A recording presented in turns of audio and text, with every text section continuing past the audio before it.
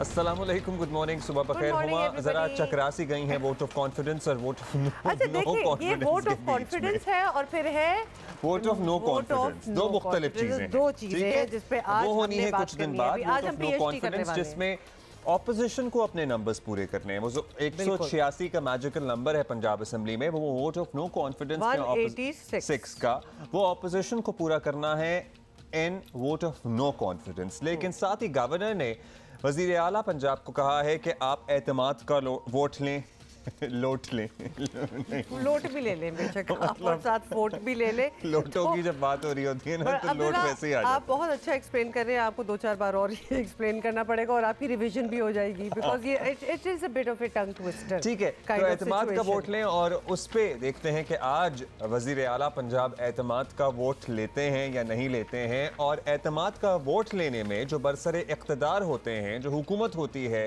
जो treasury benches होते हैं, उन्हें अपना नंबर पूरा करके दिखाना पड़ता है। और दूसरी में ऑपोजिशन को, दूसरी में opposition, vote of no confidence. Yes, okay, आगे चल के दोबारा रिवीजन और टेस्ट भी होगा। अच्छा चलिए, मैं आपको जरा अब हिज्जे करके समझाता हूँ, ठीक है? बाय द वे, अस्सलाम वालेकुम, good morning, I hope everybody is well. Lahore इसके अतराफ पंजाब के मुख्तलिफ इलाकों में इस वक्त धुंध ने डेरे डाले हुए हैं। अच्छा, ऐसे डेरे डाले हुए हैं कि बहुत सी फ्लाइटें जो हैं वो भी डिले हो रही हैं, और रोड पे अगर आप ट्रैवल बाय कार करना चाह रहे हैं तो बी वेरी केयरफुल। इन औकात में तो मोटरवेज भी मुख्तलिफ मकामात पे बंद कर देते हैं, लेकिन अभी ऐसी कोई इतलात नहीं है कि मोटरवे को बंद किया हो या नहीं, लेकिन फ्लाइट्स डेफिनेटली मुतासर हो रही है। भाई मुझे अभी मेरी सुबह खाला से बात हो रही थी, वो कह रही थी मैं समनाबाद से निकली हूँ और वहाँ पे मतलब समनाबाद एक गुंजान आबाद लाहौर का इलाका है। It is very much in the centre of the city. 1 furlong 1 foot के फासले, फरलांग तो दूर होता है, 1 फुट 2 फुट के फासले पे भी कुछ नहीं दिखाई दे रहा, इतनी धुंध है। We are now officially in the last 10 days of December, और आपको पता है कि दिसंबर के आखिरी दिन जो होते हैं बिल्कुल right at the turn off the year, बहुत ही बुरे मौसमी हालात हो चुके होते हैं। ख़ासतौर पे लाहौर की हम बात कर रहे हो, कितनी बार हुआ है कि आपको पता है, और ये season I don't know why शादियों के लिए भी बड़ा पॉपुलर होता है। So people travel from all over the world to attend weddings and all, और वो फिर काफ़ी मुश्किल होती है ना, विंटर वेकेशंस होते हैं ऑल ओवर द वर्ल्ड। लेकिन आप मौसम भी देखें, मतलब आप ज़रा ये आप जान जोखम में ही डाल रहे हैं लोगों के जो आ भी रहे हैं, कुछ नज़र नहीं आता वाकई। If you have been stuck in that smog you would know कि वो बहुत ही स्केरी और डेंजरस सिचुएशन बन जाती है। आई एम श्योर बहुत से लोगों को शायद मेमोरी हो, कोई ना कोई बचपन में आपने इस तरह की शादी ज़रूर अटेंड की होगी जिसमें सबसे आगे जो गाड़ी होती है ना, उसी पर सब इक्तफा करते हैं, बाकी सब डबल इंडिकेटर को फॉलो कर रहे होते हैं। Because you can not see double indicator, Allah ना करे अगली वाली खाई में जा रही हो तो आप भी पीछे जा रहे हैं। हाँ, ये एग्जैक्टली भेड़ चाल चल रही होती है। You can not see anything in the surroundings.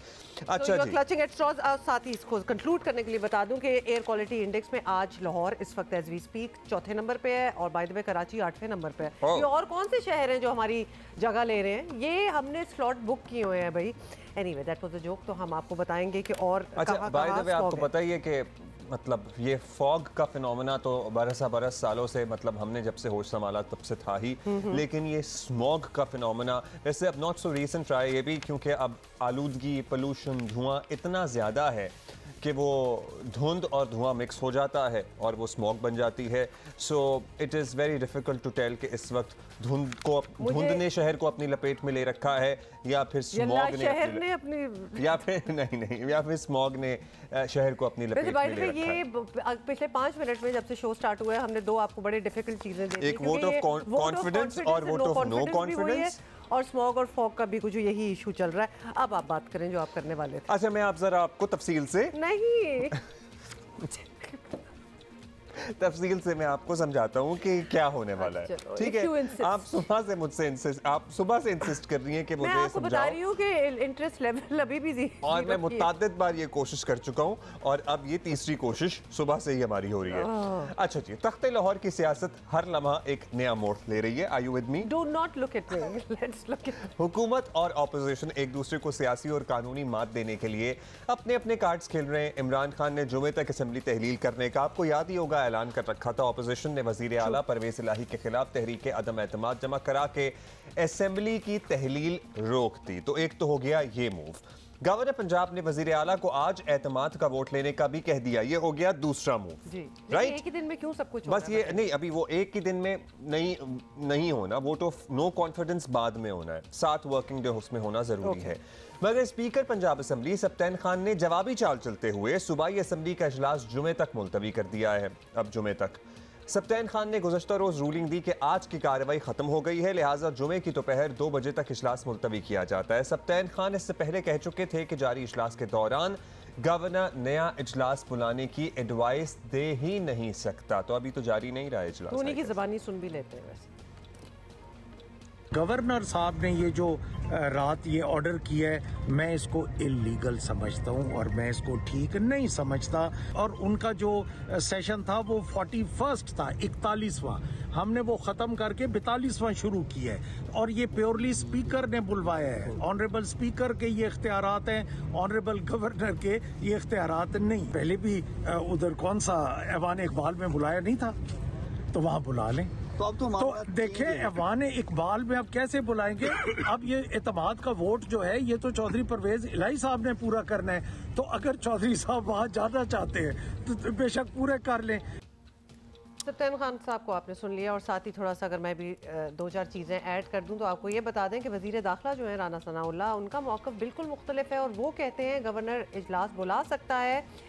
Parvez इलाही ने एतमाद का वोट ना लिया तो वो वज़ीर आला नहीं रहेंगे, ये उनका कहना है, और वज़ीर आला हाउस सील कर दिया जाएगा। ये स्पीकर साहब का जो स्टांस है ये गलत है, रूल्स और आइन के ख़िलाफ़ है।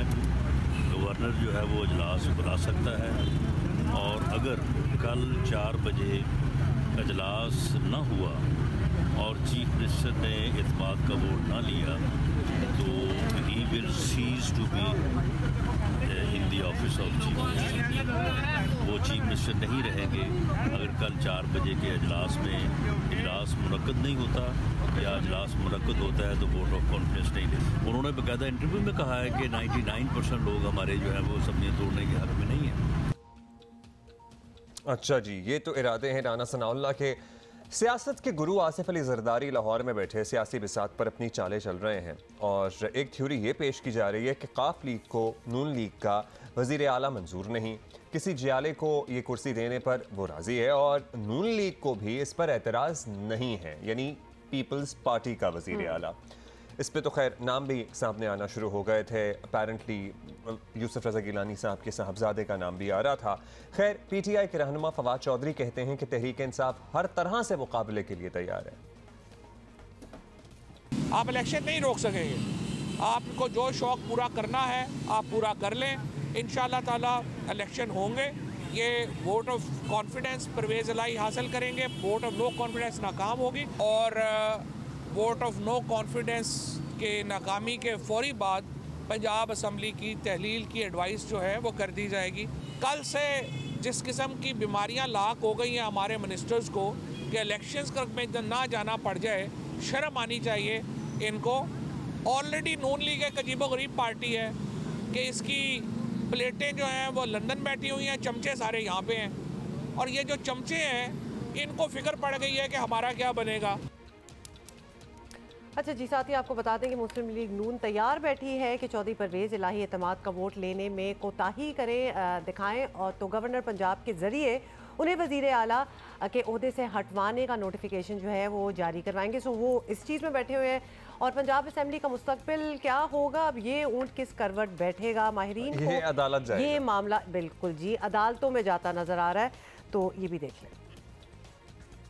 डायमेट्रिकली अपोज्ड पोजीशंस हैं। एक कह रहे हैं कि असम्बली पे गवर्नर साहब को तो इख्तियार ही नहीं है, और दूसरी तरफ इजलास बुला लिया गया है, तो जिसको भी ये एग्रीव्ड होगी पार्टी वो यकीनन कोर्ट में जाएगी, और फिर कोर्ट के बाद दूसरी कोर्ट में जाएगी, और ये तवालत खींचेगी ये बात मेरे ख्याल में। अच्छा जी, क्या हो सकता है क्या नहीं, बहुत सी थ्योरीज पेश की जा रही थी। बाय द वे, जहां अभी बरसरे इक़्तिदार पाकिस्तान तहरीक इंसाफ और काफ लीग के सियासी मुस्तक़बिल पे बहुत सारे सवालात उठ रहे हैं, वहीं मुस्लिम लीग नून के अपने MPAs भी तितर बितर ही हैं पंजाब में। कौन सी मीटिंग, या कौन से इजलास, या कौन सी मुलाकातें हो रही हैं पंजाब में, एक्चुअली मुस्लिम लीग नून को कौन लीड कर रहा है? क्योंकि साबिक़ वज़ीर आला पंजाब हमजा शहबाज जब से वज़ारत आला का ओहदा छोड़कर गए हैं, शायद वो चले ही गए हैं, और अभी पता नहीं कौन इनका रूह रवा और मीरे कारवां है। खैर, आज़म मलिक हमारे साथ मौजूद हैं। क्या बनता है क्या नहीं बनता ये ज़रा जानते हैं। आज़म, क्या होगा आज? अपेरेंटली नहीं लेंगे वज़ीर आला एतमाद का वोट, क्योंकि इजलास तो उन्होंने जुमे तक मुलतवी कर दिया है, तो फिर गवर्नर साहब क्या करने का इरादा रखते हैं? हाँ जी अब्दुल्ला, बहुत शुक्रिया। हुमा, आपको भी बहुत शुक्रिया। देखिए, पंजाब असम्बली का जो मुस्तकबिल है, इसके ऊपर सवालिया निशान लगना शुरू हो गया। कहानी बहरान है जो हल होने का नाम नहीं ले रहा। हम देखते हैं कि जब गवर्नर एक नोटिफिकेशन जारी करते हैं और कहते हैं कि आज 21 दिसंबर को 4 बजे वज़ीर आला पंजाब एतमाद का वोट लें, चूँकि उनके पास जो अददी अक्सरियत है, यूँ लग रहा है जैसे वो खो बैठे हैं।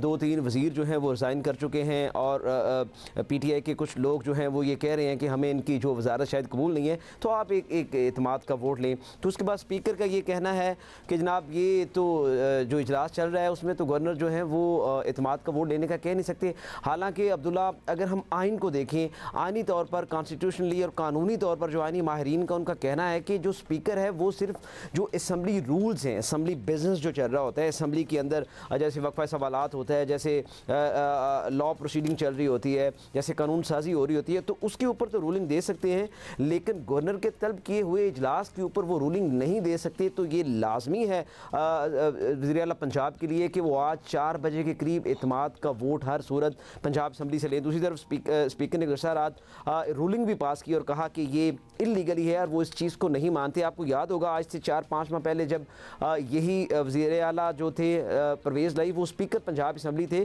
तो कुछ ऐसी ही चीज़ें सामने आ रही थी, रूल्स के अंदर ऐसी चीज़ें निकाल कर सामने लाई जा रही थी। दोनों तरफ से जो आइन है वो अपनी तरफ से इंटरप्रेटेट किया जा रहा है, उसकी इंटरप्रिटेशन अवाम को सामने रखकर नहीं की जा रही, अपने मुफादात को सामने रखकर की जा रही है। तो आज 4 बजे अगर एतमाद का वोट नहीं होता तो परवेज इलाही का क्या स्टेटस रह जाता है? क्योंकि राना सनाउल्लाह भी कहते हैं कि वो तो डिस्क्वालीफाई हो जाएंगे, वो सील कर देंगे, मतलब बहुत सी और भी आगे कॉन्सिक्वेंसेस जो है उन पे बात जारी है, लेकिन होना क्या है फिर? देखिए हुमा, यही तो क्वेश्चन है। एक मुख्तलिफ थीरीज जो गर्दिश कर रही है, उसमें एक थीरी ये भी है कि 4 बजे से पहले वज़ीर आला पंजाब परवेज़ लाई जाएँ और इमरान खान को अपना इस्तीफ़ा पेश करें और कहें कि इतना बड़ा जो है ना वो एक सिस्टम गंद पड़ गया है, तो मैं अब इस सीट को कंटिन्यू नहीं कर सकता, और उसके बाद फिर एक नई थीरी के ऊपर अमल किया जाए। दूसरी तरफ आपको याद है जरदारी साहब जो हैं वो लाहौर के अंदर मौजूद हैं और बड़े बड़े रहनुमाओं से मुलाकातें कर रहे हैं, और इस हवाले से भी प्लानिंग की जा रही है। काफ लीग का पार्लिमानी जो लीडर है उसे भी तब्दील करने की शायद तैयारी की जा रही है। तो गेम जो है वो ऐसा लग रहा है कि कभी वो अपोजिशन के कोर्ट में चली जाती है, कभी हुकूमत की कोर्ट में चली जाती है। हुकूमत की एक और मीटिंग बड़ी अहम थी PTI के वक्त से, जो परवेज़ इलाही साहब मोनस इलाही की हो रही थी सीट एडजस्टमेंट को लेके, क्योंकि उसमें भी बड़ी लंबी चौड़ी फरमाइशें उन्होंने रखी थी PTI के सामने। ज़ाहिर है अभी इस पोजीशन में वो मीटिंग फाइनल हो गई, उसमें तय हुआ कुछ? देखिए वो कमेटी की अभी मीटिंग चल रही है। देखिए आपको पता है अब्दुल्ला अच्छी तरह से कि जिस तरह से परवेज़ लाई साहब ने कहा कि एहसान फरामोशी की गई, तो PMLQ के अंदर ये एक सोच परवान चढ़ रही है कि आने वाले दिनों में अगर हम सीट एडजस्टमेंट करते हैं तो ये क्या गारंटी है कि वो सीट एडजस्टमेंट वैसी ही होगी, आने वाले हालात मुख्तलिफ नहीं होंगे। देखिए PMLQ के अंदर भी 2 धड़े हैं। एक धड़ा जो है वो मुनस लाई को सपोर्ट करता है और दूसरा उनके वालिद जो वज़ीर आला पंजाब है उनको सपोर्ट करता है। वज़ीर आला परवेज़ लाई जो है, आपने उनकी गुज़श्ता रोज़ की एक स्टेटमेंट सुनी होगी जिसमें उन्होंने तारीफ़ की है मियां नवाज शरीफ की और मरियम नवाज साहबा की, और कहा है कि वो बड़े अच्छे हैं, वज़ीर आज़म पाकिस्तान अच्छे नहीं हैं। तो कहीं ना कहीं पे हमें बर्फ़ पिघलती नज़र आ रही है, कुछ ना कुछ हो रहा है। आज एतमाद का वोट अगर नहीं लेते तो ज़ाहिर है ये इशू जो है वो कोर्ट के अंदर चला जाएगा और फिर लिंगर ऑन होता नज़र आ रहा है, और हम नहीं देख रहे कि असम्बली तहलील होती पर मंडला रहा है, इनफैक्ट आन खड़ा हुआ है। बहुत शुक्रिया आज़म मलिक। और पंजाब जो पाकिस्तान का आबादी के लिहाज से सबसे बड़ा सूबा है, ऐसा लगता है कि everybody is looking for his or her own political interest। ऐसा लगता नहीं है कि डेफिनेटली यही है, क्योंकि जब हम पंजाब की बात करते हैं, पंजाब हुकूमत की बात करते हैं, पंजाब की प्रॉब्लम्स की बात करते हैं, तो यही नजर आ रहा है कि पूरा ऑलमोस्ट दिस एंटायर ईयर और कुछ हुआ ही नहीं। अच्छा, वैसे फवाद चौधरी का ना कल एक इंटरव्यू सुन रहा था मैं, और उसमें आपने उनके एलवी का स्कार्फ देखा? नहीं, वो तो मैंने गौर नहीं किया। क्यों आपने गौर नहीं किया? जब फवाद चौधरी हर किसी के डिजाइनर जूतों पे और जैकेट्स पे और हर किसी पे वो कमेंट करते हैं, तो उन्होंने खुद भी तो इतना कोई डिजाइनर स्कार्फ पहना हुआ था, अगर तो वो जेन्युइन है और फेक नहीं है। वैसे मैंने जूम कर लिया है, वो जाली होगा, वो जाली होगा डेफिनेटली, लेकिन मतलब वो सिल्वर रंग का शाइनी सा पहना हुआ था। I thought you were going to comment on that, but anyway carry on. अच्छा, मैं आपसे ये कह रहा था, फवाद चौधरी साहब ने कल गुफ्तगू करते हुए कहा कि इमरान खान साहब को जो MPAs हैं, जो मिनिस्टर्स हैं, सूबाई मिनिस्टर्स, वो कहते हैं कि भाई हमने अपने तरक्याती काम पूरे करने हैं। तो इमरान खान साहब ने कहा कि जो काम 3.5 पौने 4 साल में पूरे नहीं हुए वो अब 2.5 महीने में मजीद। तो मतलब ये ज़रूर आप मद्देनज़र रखिएगा, ज़हन नशी कर लीजिए इस बात को कि आपके वज़ीर आला उस्मान बुज़दार साहब रहे हैं 3.5 पौने 4 साल, और क्या उसमें तरक्याती काम हुए हैं पंजाब में, या पंजाब के अवाम को क्या समरात मिले हैं उसके। आई होप कि पंजाब के लोग वोट करते हुए मतलब उनको तो नहीं भूलेंगे। ऑब्वियसली जब इस किस्म की अर्नेस्ट किस्म की रिक्वेस्ट बाकियों की तरफ से आती है तो हमें थोड़ी सी हंसी आ जाती है, ऑल्दो ये अफसोस का मकाम है कि कितने ऑलमोस्ट साल ही हो गए हैं, अगर बुज़दार की हुकूमत को भी आप रखें बीच में, तो क्या प्रोग्रेस हुई है, क्या हुआ है? बल्कि मुझे तो लगता है कि रिग्रेस ही हुआ है सब कुछ, बहुत ही अच्छी चीज़। अच्छा, वैसे कैसे दूध में से मक्खी निकालते हैं, बाल निकालते हैं? गायब हो गए हैं ना। हाँ, क्या बाल निकालते हैं ना? दूध में से बाल, कुछ भी निकाल लो, कुछ भी निकालना है, अच्छी चीजें नहीं है ठीक है के लिए। तो उसमें उसकी तरह इनको निकाल के जरा साइड पे कर दिया है, गायब ही कर दिया, ताकि लोगों को याद ही ना आए कि ये हमने रखे हुए थे आपके, ये मुसल्लत किए थे हमने, और वो भूलने वाली चीज भी नहीं है, वो हमेशा याद रहेंगे। सीनियर तज्जियाकार तलत हुसैन साहब हमारे साथ मौजूद हैं, उनसे जरा बात करते हैं। शुक्रिया तलत साहब, पंजाब असम्बली तोड़ने के मामले पर आपको पता ही आखिरी इत्तलात तक परवेज़ इलाही तहफ़्फ़ुज़ात रखने के बावजूद इमरान खान के साथ ही हैं, और वो इमरान खान का हुक्म मानेंगे, अब मजबूरी है या अदरवाइज़ कोई सूरत हाल है? आपको क्या लगता है, PDM और पीपल्स पार्टी जो कोशिश कर रहे हैं, इसमें कोई कामयाबी मिल सकती है? देखें, अब तो ये खेल इमरान खान और परवेज़ इलाही के हाथ से निकल गया है। जब से गवर्नर की तरफ से परवेज़ इलाही को एतमाद का वोट लेने का कहा गया है, तब से खेल जो है बुनियादी तौर पर गवर्नर के पास चला गया, और एक आइनी प्रोसीजर है जिसके ऊपर बहस बटी हुई है। जो अमूमी तासुर है वो यही है कि मौजूदा असम्बली अगर सेशन में है तो गवर्नर को किसी ख़ास सेशन को कॉल करने की ज़रूरत नहीं है असम्बली के अंदर, जहाँ पर वज़ीर आला को कहे कि एतमाद का वोट लें। और ये भी जो लीगल एक्सपर्ट्स हैं उनका मानना है कि अगर परवेज़ इलाही असम्बली का इजलास नहीं भी बुलाते और गवर्नर की तरफ से दी गई जो डेडलाइन है वो निकल जाती है, तो तसव्वुर यही किया जाएगा कि परवेज़ इलाही ने अपनी मेजॉरिटी खो दी है और वो डी नोटिफाई हो जाएंगे। उसके बाद डी नोटिफिकेशन का इनिशिएटिव यह है वो गवर्नर की तरफ से ही जारी होगा। तो फ़िलहाल तो खेल जो है इनके हाथ से निकला हुआ है। अब वो ये करेंगे कि जब कानूनी बहस छिड़ेगी, जो कि उन्होंने छेड़ दी है, तो फिर मामलात को कोर्ट में लेके आएंगे। लेकिन जो हमारी रीडिंग है, जो हमने आप समझें अच्छे लीगल एक्सपर्ट से बात की है जिनका ताल्लुक़ किसी पार्टी से नहीं है, उनका ख्याल यही है कि गवर्नर की तरफ से ये जो इनिशिएटिव लिया गया है इसके ऊपर फ़िलहाल अगर बीच में कोई और हंगामा ना हो गया, जो आइनी रास्ता है वो काफ़ी क्लियर है। अच्छा, क्लियरली हालात तो इतने कोई खास नज़र नहीं आ रहे, क्योंकि इट्स वेरी ऑब्वियस ना हो कि अब असेंबली रहे या जाए, परवेज़ इलाही और इमरान खान का साथ जो है वो ज़्यादा दूर तक नज़र नहीं आ रहा कि ज़्यादा देर साथ रहेंगे। यू नेवर नो, वैसे कोई ना कोई तो निकाल लेते हैं, but let's stick to that point. इसके बाद मुस्लिम लीग काफ का मुस्तकबिल फ्यूचर क्या देख रहे हैं आप? देखिए, मुस्लिम लीग काफ की जो बेस्ट बेट है वो यही है कि अगर नई जनरेशन की आपने सियासत करनी है तो इमरान खान के साथ वो चिपके रहें। फ़िलहाल उनकी आधी जमात जो है, छोटी सी जमात है, लेकिन उसका भी आधा हिस्सा जो है वो PDM के साथ ऑलरेडी मौजूद है। परवेज़ इलाही साहब ने जनरल बाजवा के मामले के ऊपर इमरान खान की पब्लिक धुनाई करते हुए, जिसका इमरान खान के पास कोई जवाब नहीं था, और तमाम तर लंबे लंबे भोंपू रखने वाले लोग जो हर बात के ऊपर चिल्ला चिल्ला के इमरान खान का दिफा करते हैं, उस धुनाई के ऊपर खामोश रहे। जिससे आपको पता चलता है कि परवेज़ इलाही ने पिंडी के साथ अपना रास्ता जो है वो सीधा किया हुआ है, मोनिस इलाही ने इमरान खान के साथ रास्ता अपना सीधा किया हुआ है, बाकी पार्टी जो है वो PDM के साथ बैठी हुई है। तो वो बुनियादी तौर पर अपने हलके में से जीतना चाहते हैं उसके बाद अपना असर रसूख फैलाना चाहते हैं, और उनका ख्याल ये है कि अगर असम्बली के अंदर आइंदा इंतखाबात में डिवीज़न हुई और मेजॉरिटी पार्टीज़ के पास मेजॉरिटी ना हुई हुकूमत बनाने की, तो smaller groups will become very important. तो वो खेल में रहने के चक्कर में है। अब ये हाथियों की लड़ाई है, तो कहीं ना कहीं आके तो जो छोटे जानवर हैं उनको फ़ायदा हो जाता है, लेकिन कभी कभी वो हाथियों की लड़ाई में पिस भी जाते हैं। अच्छा तलत साहब, पंजाब में तो मतलब जो मजाक चल रहा है वो चल ही रहा है।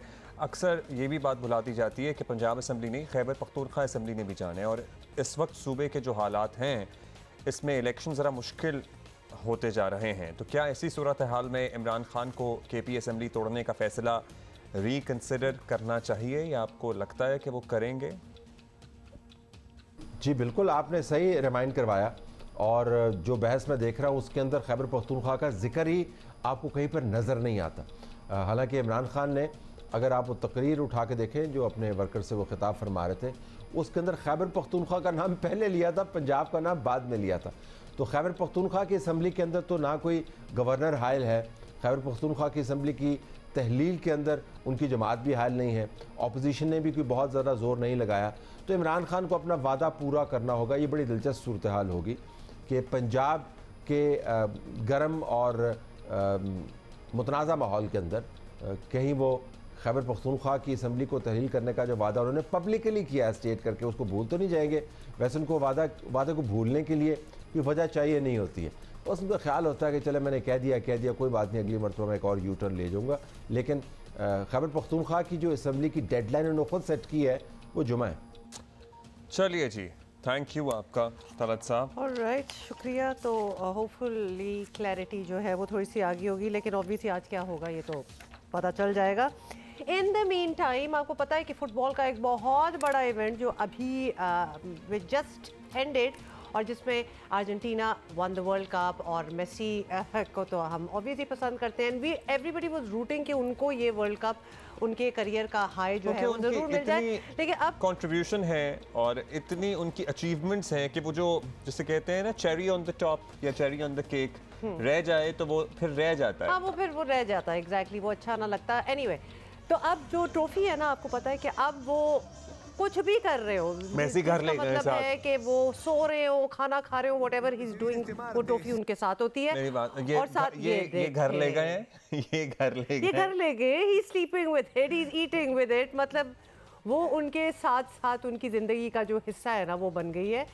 तो और ये एक साथी है जो जिनके साथ ये सो रहे हैं, इसके साथ सोने पे इनकी वाहिद है जिसके साथ इनकी बेगम को कोई एतराज नहीं होगा। लेकिन अब्दुल्ला एक मुझे बात बताएं कि ये ट्रॉफी का मतलब बहुत सी बनती है और हर प्लेयर को मिलती है? नहीं, तो why is he getting it? He is the captain and he is Messi. Sort of unfair. मेरी बात सुनिए, sorry, everybody had a bit of a contribution. एक दिन के लिए अगर उस मेसी ने रख लिया है तो अब इट्स ओके। हाँ, आप तो लिखवा के लाया ना कि एक दिन के लिए होगा, मतलब नहीं लग रहा कि छोड़ने वाले हैं। श्योर उनके दफ्तर में रखती जाएगी, उसके बाद आप ये देखें। लेकिन बस सब कुछ भूल जाए, सेलिब्रेशन हो तो STO जिसमें पूरा मुल्क जो था it was out on the streets, और ये वाकई लग रहा था ये कुछ दिनों हफ्तों की बात नहीं है, एटलीस्ट एक महीना तो ये सेलिब्रेशन। अच्छा, जिस इनकलाब का इंतजार इमरान खान साहब करते रहे ना, वो ब्यूनस आयर्स में आ गया।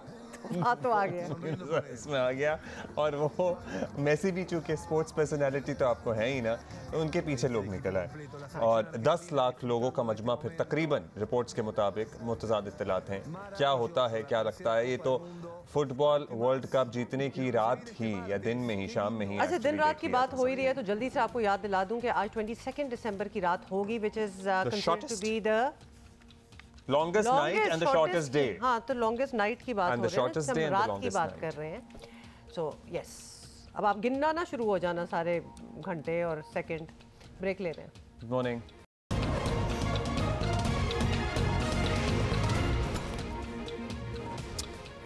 Welcome back. इस सारे में हमारे नौजवान वज़ीर ख़ारिजा हैं जो वो काम कर रहे हैं जो काम करने की उन्हें जिम्मेदारी दी गई है।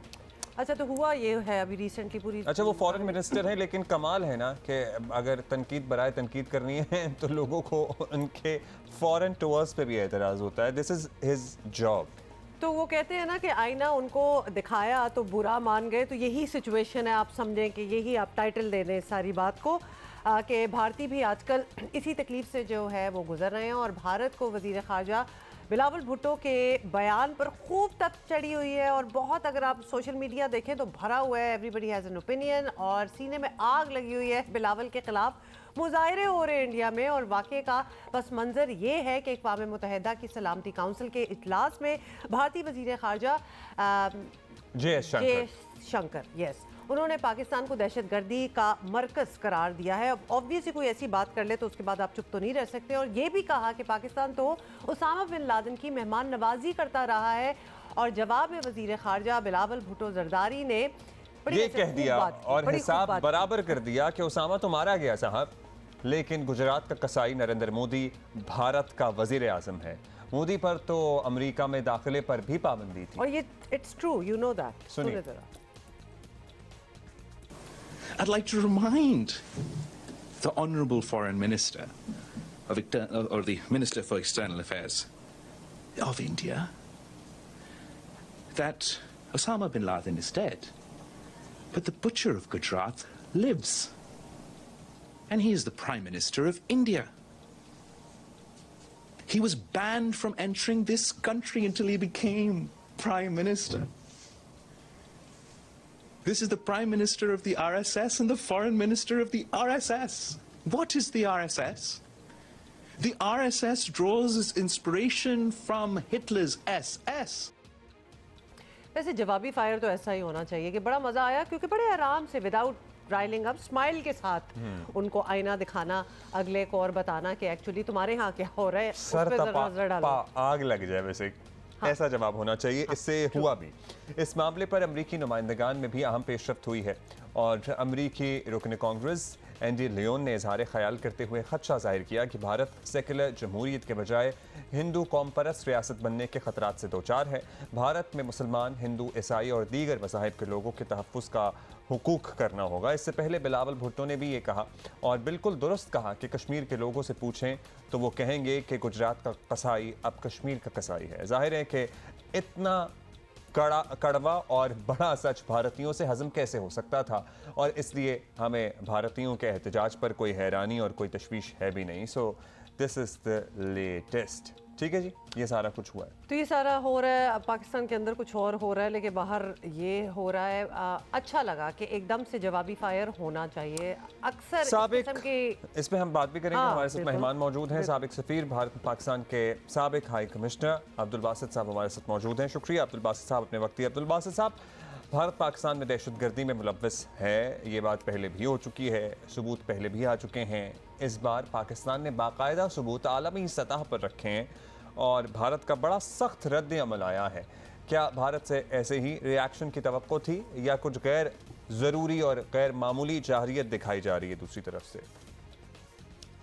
देखिए, जहाँ तक पाकिस्तान में दहशतगर्दी का ताल्लुक है, हम सब जानते हैं कि जितने भी इवेंट्स पिछले एक दिहाई से कम अज़ कम अगर हो रहे हैं तो उसके शाखसाने भारत से ही जाकर मिलते हैं। चाहे वो APS का मामला हो, कमांडर कुलभूषण जाधव की गिरफ्तारी हो 2016 में, या फिर जौहर टाउन का मामला हो जून लास्ट ईयर।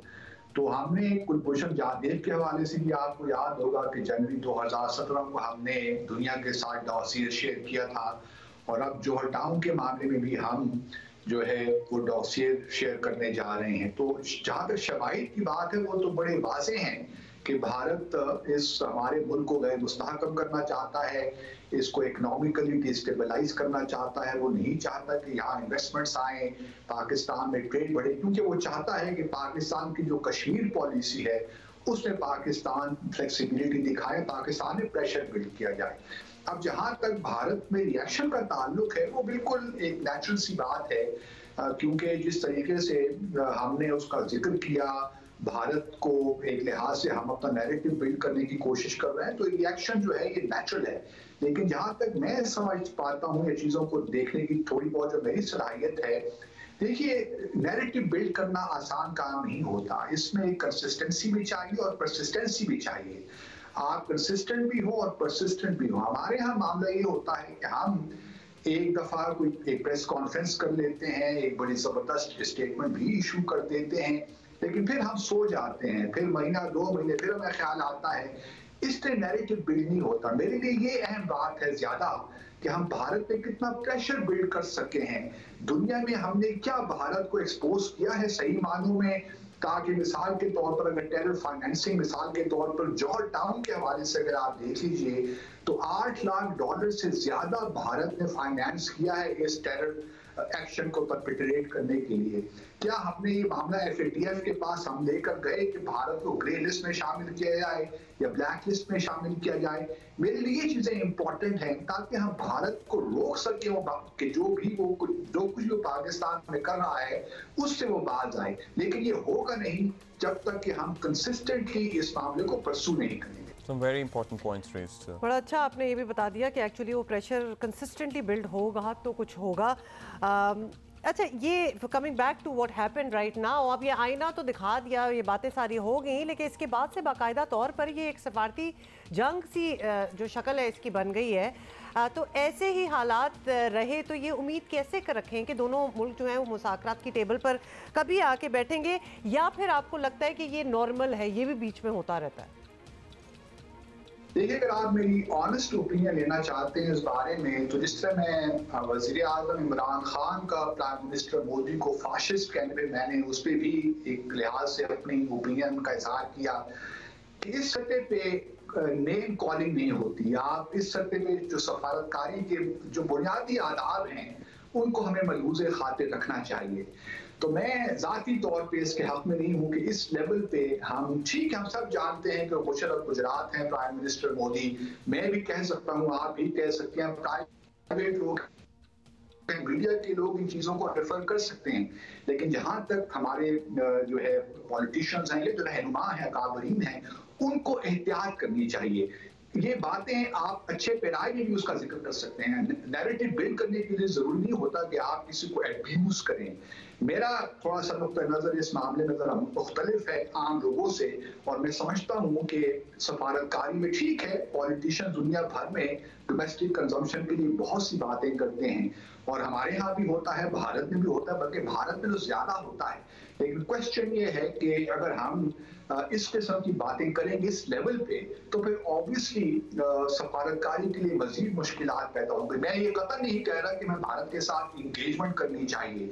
भारत ने तकरीबन सारे दरवाजे ही बंद कर दिए डिप्लोमेसी के 5 अगस्त 2019 के बाद। अब ये भारत पे लाजिम आता है कि वो इस डेड लॉक को किस तरह तोड़े। हमने तो अपनी जो पोजीशन है बड़ी वाज़ेह कर दी है कि जब तक जम्मू और कश्मीर पे जो गैर आईनी इक़दाम भारत ने लिए थे, जब तक वो वापस नहीं लेगा हम भारत के साथ इंगेज नहीं करेंगे। लेकिन क्या कीजिए कि शुरू किस्मत ये है बुनियादी तौर पर हमारी सफारतकारी की, इस तरह मैंने पहले भी अर्ज किया कि हम कंसिस्टेंट नहीं हैं।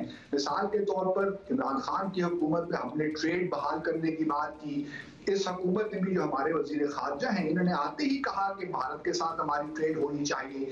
तो इस किस्म की जो इनकंसिस्टेंसीज हैं वो हमारी असूली मौक़िफ़ को भी कमजोर कर देती हैं, और फिर हम दुनिया भर में क्रेडिबल भी नहीं रहते। इसलिए सफारतकारी एक हसास तरीका, एक हसास शोबा है, और उसको उसी हसासियत के साथ ही परसू करना चाहिए जो हमारे objectives. Basically you can achieve a lot. बिल्कुल, आप बहुत अचीव कर सकते हैं अगर थोड़े से चॉइस ऑफ वर्ड्स पे भी नजरसानी करें। ये फैशिस्ट, बुचर, इस किस्म के वर्ड्स यूज होने चाहिए। अच्छा, और that is what diplomacy is. Abdul Basit साहब, लास्टली पाकिस्तान आपको याद है इससे पहले भी भारतीय साजिशों को आलमी सतह पे बेनकाब करता रहा है, रोज़ियर्स वगैरह भी चाहते रहे, लेकिन अक़वाम मुत्तहिदा या किसी भी और फोरम पर भारत पर प्रेशर कोई फ़ायदा हुआ नहीं हमें। अब खुदा न खास्ता अगर हालात कशीदगी की तरफ पड़ते हैं तो आलमी ताकतें भरी उस ज़िम्मा तो नहीं हो सकती, क्योंकि हम तो उनकी अटेंशन हासिल करने की कोशिश करते रहे हैं, लेकिन किसी के कान पे जूं नहीं रहेंगी।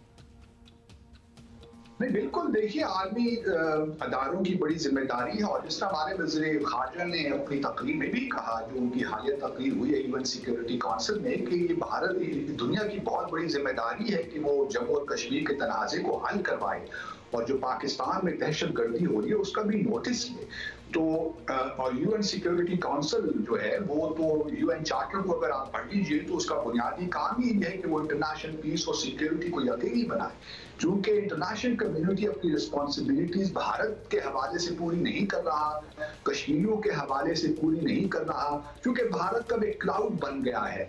भारत एक इकोनॉमिक राइजिंग पावर तो है, इसमें कोई शक नहीं है, लेकिन ये नहीं हो सकता कि जो कंट्री पावरफुल हो वो दूसरों के हकूक को पामाल करता रहे। इसकी इजाजत नहीं दी जा सकती है। दूसरे जो ममालिक हैं, खासतौर पर हमसाया ममालिक, उनको वो बुली करता रहे, इसकी इजाजत कतई नहीं दी जा सकती। तो ये इंटरनेशनल कम्युनिटी की बिल्कुल रिस्पॉन्सिबिलिटी, और खास तौर पे जो 5 परमानेंट मेंबर्स हैं उनकी तो बिल्कुल ये रिस्पॉन्सिबिलिटी बनती है कि भारत को एम्बोल्डन करने की बजाय भारत पे प्रेशर डालें ताकि वो इस तनाज़े को हल करे, कश्मीर के यहाँ दहशतगर्दी को खत्म करें। मेरे अगर आप पूछिए तो भारत इस वक्त साउथ एशिया में इट्स काइंड ऑफ जो है सेंट पिवट है इंस्टेबिलिटी का, और जब तक भारत अपनी पॉलिसीज को से प्रेशर नहीं बढ़ेगा दुनिया भर का, वो एक बहुत मुश्किल काम है। लेकिन हमें अपोलोजेटिक नहीं होना चाहिए, हमें एलिबाइज नहीं तलाश करने चाहिए। अगर हम अपनी डिप्लोमेसी को सही तरीके से, कंसिस्टेंट तरीके से परसू करेंगे तो हमारे पास भी अल्हम्दुलिल्लाह स्पेस है कि हम भारत में प्रेशर बिल्ड कर सकते हैं। थैंक यू आपका अब्दुल बासित साहब, आपसे काफ़ी फ्रूटफुल, काफ़ी तफसीली गुफ्तगू। लेकिन बॉटम लाइन ये है कि इंडिया को it does not matter to them what the world thinks of them. मतलब उन्होंने जो कश्मीरियों के साथ किया है और ख़ासतौर पे उनके सारे राइट्स ही छीन लेना, कितने साल, इस बात को भी अब कुछ साल गुजर गए हैं, अभी तक किसी ने कुछ उस पर नहीं, इफेक्टिवली कुछ नहीं बोला, तो why would India change it's अपने बहुत सारे एडवांटेजेस का फायदा उठाता है। आबादी के लिहाज से आपको पता है इतना बड़ा मुल्क है, इन्फ्लुएंस है, इकोनॉमिक इंटरेस्ट है दुनिया के। अच्छा, एक रिस्पांस आया हमारे एक सीनियर हैं हफीजुल्लाह न्याय साहब, एंड वी आल्सो नो कि दुनिया के महज़ब माशरों में पुलिस जो है और हुक्काम यही एडवाइस करते हैं आवाम को कि कोई भी इस किस्म का इंसिडेंट हो तो आप अपने वैल्यूएबल्स, अपनी कीमती अशिया हवाले कर दें और रेजिस्ट ना करें, बाद में हम टैकल कर लेंगे मुल्जिमान के साथ। लेकिन अगर आप अपने घरों में भी बात करें, माँ बाप से भी पूछें तो वो कहेंगे कि फौरन दे दो भाई, क्या इसमें लड़ने की बात है। ट्रेजेडी क्या है कि यहाँ पर लैक ऑफ फेथ हमारा इतना है कि हम, ठीक है पुलिस वालों ने, हमारे पुलिस हुक्काम ने भी यही नौजवानों को एडवाइस की, which is the right action to do at that particular time, लेकिन बाद में कौन पकड़ा जा रहा है और किसको सजाएं हो रही हैं, और खुद साथ में आप अगली लाइन में ये भी कहते हैं कि हमारी यहाँ सजाएं नहीं होती इसलिए ये जराइम काबू में नहीं आते। इसमें आप ऐड करें थोड़ा सा तड़का ऑफ फ्रस्ट्रेशन, क्योंकि जो लोग आपको लूट रहे हैं वो पहले भी लूटते रहे हैं, उनको पकड़ा भी गया है, वो जमानत पे बाहर भी आ गए हैं, उनके पर्चे पूरे कटे हुए, उनके रिकॉर्ड हैं उनके अगेंस्ट। तो ये एक फ्रस्ट्रेशन है जो कि इंस्टिंक्टिवली यंगस्टर्स में से निकल आती है, वेयर दे स्टार्ट फाइटिंग, क्योंकि उनको ये पता है कि आगे कुछ नहीं होना। लेकिन हम फिर भी यही कहेंगे, डिस्पाइट ऑल द एडवाइस, आप कभी भी किसी भी मौके पर रेजिस्ट ना करें। लेकिन बाहर के ममालिक में तहजीब याफ्ता माशरों में पुलिस भी यही एडवाइस कर रही होती है, लेकिन हमारे यहाँ हाल देखें ना, एक इमेज बिल्ड हो जाता है कि हाँ पुलिस ने अब ये एडवाइस दे दी है, अब वो अपनी जिम्मेदारी सबकदोश हो जाएंगे और आवाम अपने रहमो करम पे होंगे। अच्छा, वो people who have just joined us कि हम स्ट्रीट क्राइम्स की बात कर रहे हैं, बिकॉज अभी कुछ देर पहले ही हमने एक ब्रेकिंग न्यूज़ दी थी, कोरंगी नंबर 6 पे एक और 18 साल का नौजवान था, मारा गया। वो कराची की बात हो रही है, बिल्कुल। तो हालात जो है वो स्ट्रीट क्राइम्स जो है वो बढ़ते चले जा रहे हैं, कुछ दिनों से हम ये जिक्र भी कर रहे हैं, लेकिन अगर अल्लाह ना करे किसी के साथ ये हो, डू नॉट रेजिस्ट, बार बार हम यही कहेंगे, just give your valuables and वो इवेंचुअली आप दोबारा ले लेंगे, इतना बड़ा मसला नहीं होना चाहिए। Okay. अच्छा, बाय द वे कुछ हमें मैसेजेस वगैरह भी आ रहे थे कि भाई वो कुछ मुबैना काबिल एतराज़ ऑडियोज़ वगैरह आई हुई हैं, उस पर आपने बात नहीं की, तो मेरा ख्याल है कि हम उस पर ज़्यादा वक्त सर्फ भी नहीं करेंगे।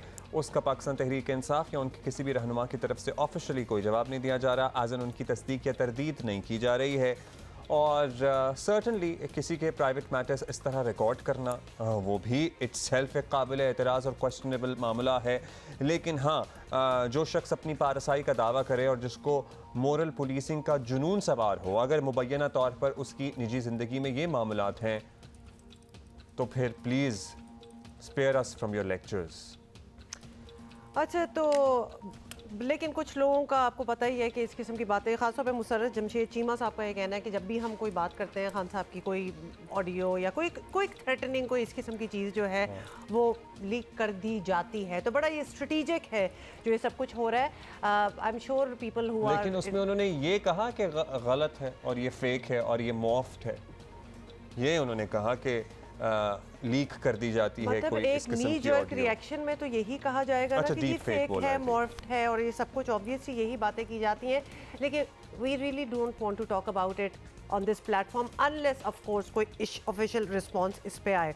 बाकी तो everything on social media, I am sure आधे मुल्क ने सुन भी लिया होगा। Let's move on and talk about cricket. Cricket इसलिए क्योंकि कल आपने देखा था एक हैशटैग ट्रेंड कर रहा था, बड़ा ही कोई ट्रेंड कर रहा था, नहीं कर रहा था, बड़ा अजीब सा। हम तफसील से बात करेंगे, लेकिन पहले जरा हम पोस्टमार्टम कर लें कि हमारे साथ हुई क्या है। इंग्लैंड के हाथों टेस्ट सीरीज में हमें व्हाइट वॉश हुआ है, एक भी मैच हम नहीं जीत सके, तीनों मैचेस इंग्लैंड जीती है। जहां हम अफसरदा हैं बहैसियत कौम, वहां फैंस तो आपको पता है अफसरदा हैं ही। इंग्लैंड 70 साल बाद जो है वो होम सीरीज, पाकिस्तान और इंग्लैंड के दरमियान 70 साल बाद होम सीरीज में हमें इस तरह से वाइट वॉश का सामना करना पड़ा है। बात तो हम बार बार इस तरह करते हैं जैसे कितनी खुशी की बात है।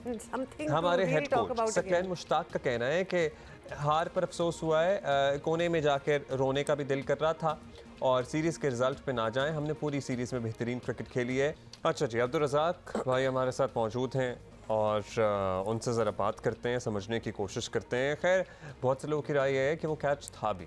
अच्छा जी, अब्दुल रज़ाक साहब प्लीज़ हमें बताइएगा, सबसे पहले तो हम तो बड़े अफसरदा हैं, लेकिन सीम्स लाइक कि सकलैन भाई कह रहे थे कि हम अगर इंडिविजुअल इनिंग बाय इनिंग देखें तो हमने तो ठीक ही क्रिकेट खेली है, तो हम क्या अफसरदा हों ना हों?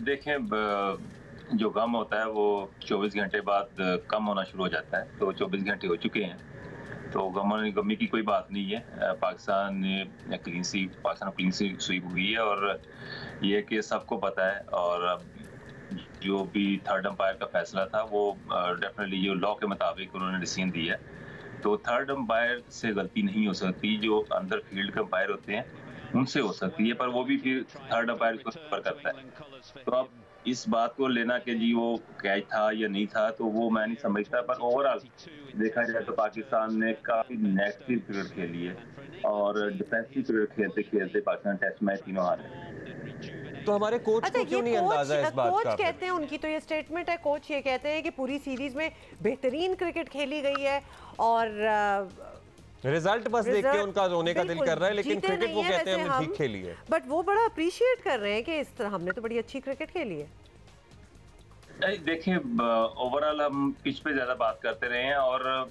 दुनिया में जब से टेस्ट क्रिकेट है वहाँ आप देखें एक दिन में 500 रन नहीं हुए, और अगर हम एक दिन में 500 रन कराने के बाद हम ये कह रहे हैं कि हमने बड़ा अच्छा किया सब कुछ, वो तो फिर हर बंदे की अपनी सोच होती है। पर पहले टेस्ट में अगर बात करें तो पाकिस्तान ने अच्छा कमबैक किया, जहां तारीफ की बात बनती है कि 600 रन से करीब जाना ये भी बड़ी बात है। और उसके बाद जब आप थोड़ा सा नेगेटिव रहते हैं, जब आपके दिल में ये होता है कि जी कि मैं आउट ना हो जाऊँ, मैंने डिफेंसिव खेलना है, मैं मेरिट पे नहीं खेलना, तो तब जाकर मोमेंटम आपके अगेंस्ट आ जाता है। अगर आप अग्रेसिव खेलते हैं, अगर देखें तीसरे टेस्ट मैच में अगर पाकिस्तान को पॉइंट 200 स्कोर करना होता तो मैं डेफिनेटली आपको कह सकता हूँ पाकिस्तान की 5-6 विकेटें गिर जाती, तो हम उसमें जाते हैं कि नहीं स्लो खेलो स्लो, पर अग्रेसिव जो थी ना वो हमारे में कमी थी। हमारा जो अटैकिंग जो था ना देर, वो हमने नहीं लगाया, हम डिफेंसिव मोड में खेलते रहे हैं, 50 करने के बाद हम आउट होते रहे हैं, मतलब ये जो चीजें ना ज्यादा पेनफुल होती है। अच्छा, बाबर की कारकर्दगी, उनका बहैसियत कैप्टन इमेज जो बन रहा है और जो उनके इस सीरीज में डिसीजंस आपने देखे, आप मुतमईन हैं? आपका तजर्बा क्या कहता है? Is he doing good as a captain? देखिए, बाबर आजम अब पिछले कोई 2-3 साल से करते आ रहे हैं और कप्तानी का मैं नहीं समझता कितना बड़ा मसला है। मसला सिर्फ आपकी सिलेक्शन का है कि आपको राइट जो प्लेयर्स हैं वो सिलेक्ट करने हैं, खिला रहे हैं। आपको आउट ऑफ द बॉक्स भी जाना पड़ता है, जैसे उन्होंने रेहान अहमद को खिलाया, अब कोई बंदा एक्सपेक्ट नहीं कर सकता था। हम जो क्रूशल मैचेस होते हैं, क्रंच मैचेस, जो हम जैसे पहला मैच था हमारे पहले मैच में आपने फिर दूसरे टेस्ट मैच में क्यों चेंजिंग की? इसका मतलब है कि पहले मैच में जो आपने टीम खिलाई है वो सही नहीं थी, तो हमें आउट ऑफ द बॉक्स जाना चाहिए। ये सीरीज ऐसी है, क्रिकेट को आप इस तरह ले सकते हैं कि ये इसमें आप जब पॉजिटिव रहते हैं तो मोमेंटम आपकी फेवर में जाता ही जाता है।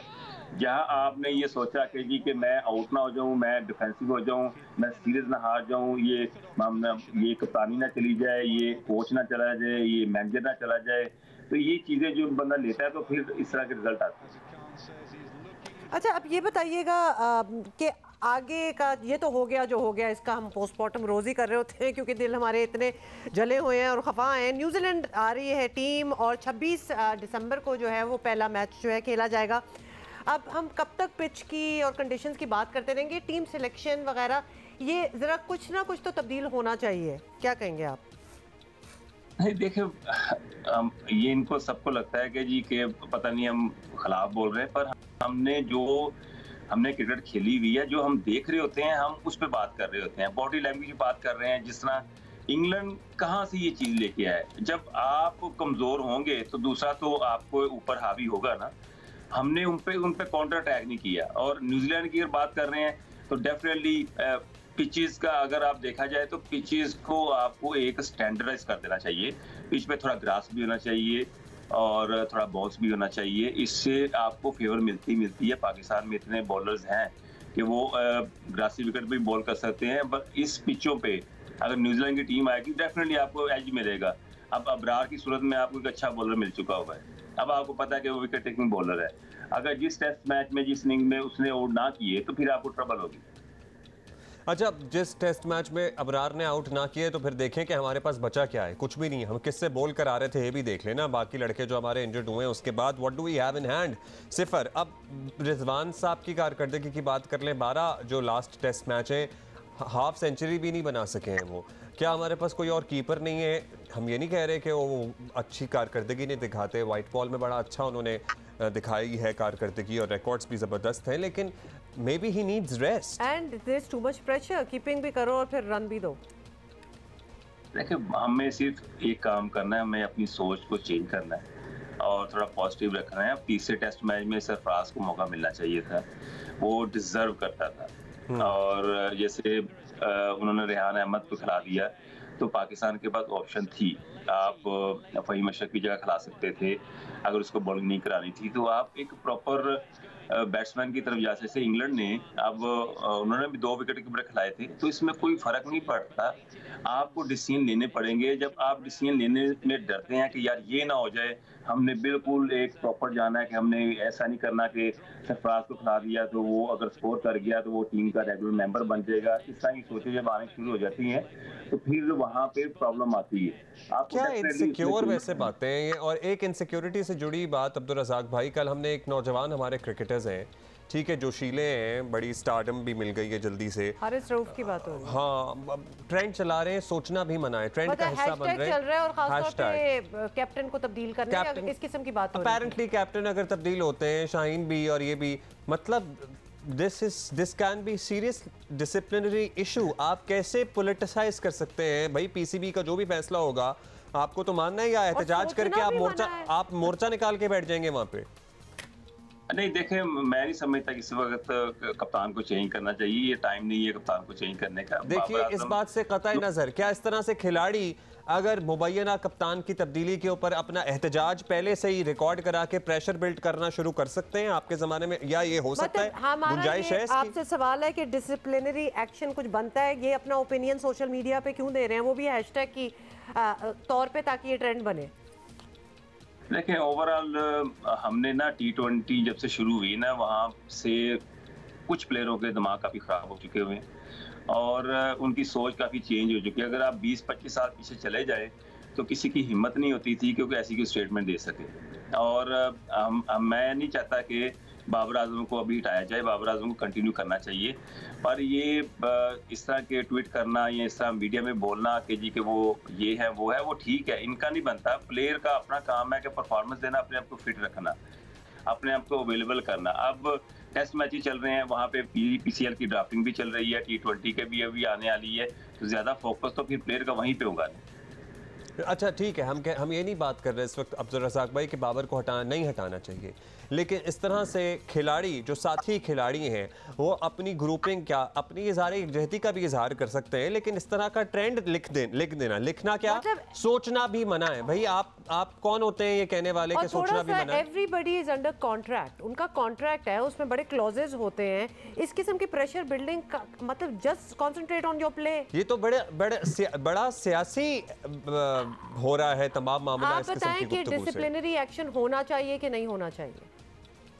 देखिए, ये जो सारी चीज़ें हैं ये आपकी ऊपर मैनेजमेंट से आती हैं और मैनेजमेंट को ही इस चीज़ को हैंडल करना चाहिए। इतनी अथॉरिटी उन्होंने दी हुई है प्लेयर्स को कि वो इस तरह की चीज़ कर सकते हैं, तो उन्होंने की है। आपके पास राइट्स है, आप जैसा चाहें आप प्लेयर को यूज़ कर सकते हैं। आपके जब सेंटर कॉन्ट्रैक्ट में आती है तो सारे क्लॉज लिखे होते हैं, सारा कुछ। आप वहाँ से चीज़ें आपको मिलती हैं तो फिर आके प्लेयर आगे इस तरह की चीज़ करता है ना। तो मैं नहीं समझता कि प्लेयर में इतनी सोच है कि वो इस तरह का बयान दे सके। ये हो सकता है कि मैनेजमेंट की तरफ से या ऊपर बोर्ड की तरफ से किसी ने इनको कहा हो कि आप इस तरह की मैनेजमेंट ये स्टेटमेंट दे दें। कमाल है वैसे। दैट वुड बी, ये थोड़ी सी अजीब सी बात। अच्छा वैसे अब्दुल रज़ाक भाई आपको क्या लग रहा है, हम क्योंकि अक्सर अभी ये जो एक और सिलेक्शन थी इसी में कि जी दोस्ती वोस्ती पे ज़रा आ जाते हैं लड़के, बड़ी मुश्किल से और यही फ़ख्र किया जाता था कि इतनी अच्छी हमारी जो टीम की कारकर्दगी हो गई थी, सियासत से पाक कर दिया है। अब दोबारा से ग्रुप बंदियाँ, दोस्तियाँ, फेवरेटिज़म, नॉट फेवरेटिज़म, ये इसका एलिमेंट आप देख रहे हैं कि टीम में मौजूद है? देखिए, ये कोई बुरी बात भी नहीं है, पर ये एज लॉन्ग के साथ रहेंगे तो दोस्ती भी होगी, जाहिर है, नेचुरल है। नहीं, मैं समझता हूँ जो कप्तान होता है उसकी सोच सबके लिए एक जैसी होनी चाहिए। अगर उसके पास 16 लड़के हैं तो वो सबको एक जैसा उसके सोचना चाहिए। अगर आपके पास 30 लड़के हैं तो सब प्लेयरों के लिए आपकी एक सोच होनी चाहिए। आप जैसे मुसलमान हैं, हमें हमारी नीयत का तो फर्क पड़ता ही पड़ता है। जैसी हमारी सोच होगी तो फिर वैसे रिजल्ट आने शुरू हो जाते हैं। आप देखिए, पहले टेस्ट से अगर बात करते हैं, दूसरे में देखते हैं तो दोनों टेस्ट में ही पाकिस्तान ऑलमोस्ट जीत सकता था। तो वो मोमेंटम नहीं आपकी फेवर में आया, इंग्लैंड की फेवर में चला गया, क्योंकि उनके बेन स्टोक जो थे वो उन्होंने ऐसे डिसीजन लिए हैं टीम के लिए, ऐसे डिसीजन लिए हैं कि जिससे प्लेयर को एक दिल करता है कि यार कि ये जो कैप्टन है बड़ा फेयर है, ये हमें आउट ऑफ द बॉक्स जाके भी हमें डिसीजन देता है। तो उसने जहां जरूरत नहीं पड़ी अपनी बॉलिंग करने की, उसने अपनी बॉलिंग नहीं की।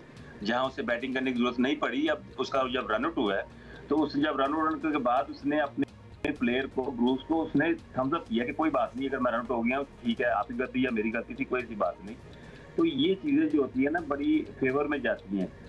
इस तरह हम सबको ये करना पड़ेगा, एक सोच रखनी पड़ेगी सबके लिए और डिस्कस करना चाहिए और हर प्लेयर जो है वो एक जैसा होना चाहिए।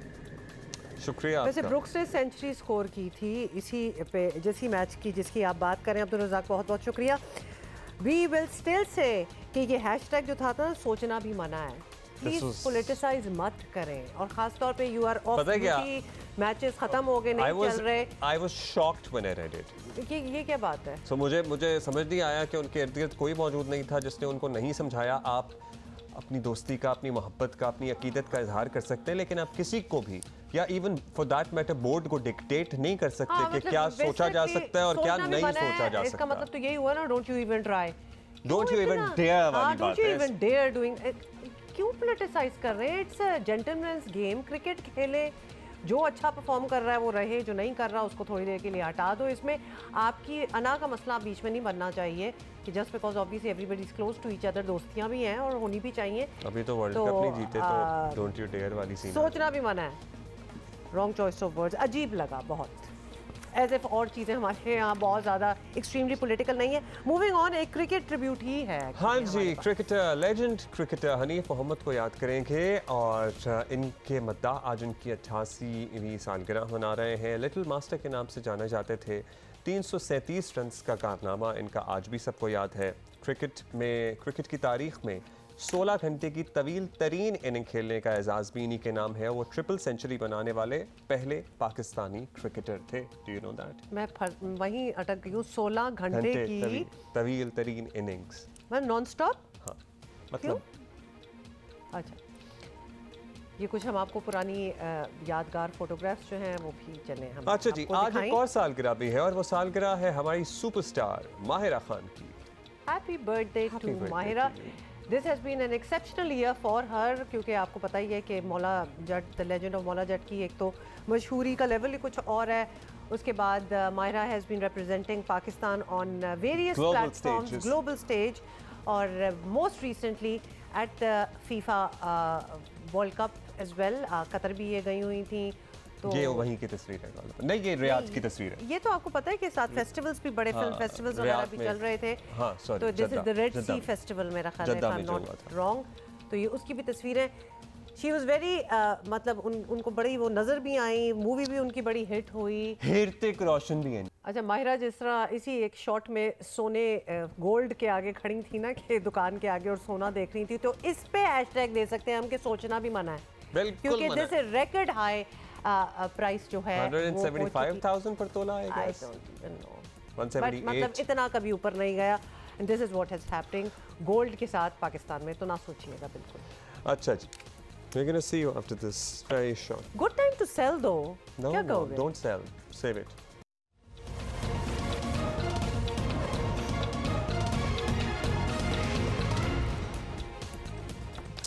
वेलकम। अच्छा थोड़ा सा कुछ ज़माना बदल गया, आपको पता है कि अब नौकरियां तलाश करना आसान भी नहीं रहा, उतनी नौकरियां हैं भी नहीं जितने हमारे पास ग्रेजुएट्स हैं, इसलिए खुद अपॉर्चुनिटीज़ क्रिएट करने को ही तरजीह दी जाती है तरक्की याफ्ता मुल्कों में भी, और हमारे यहाँ भी कुछ अरसे से ये कोशिश की जा रही है और ये कोशिश बड़ी हद तक कामयाब भी। अच्छा, अब इस कोशिश का नाम क्या है जी? प्रोजेक्ट रीजनल प्लान 9, ठीक है।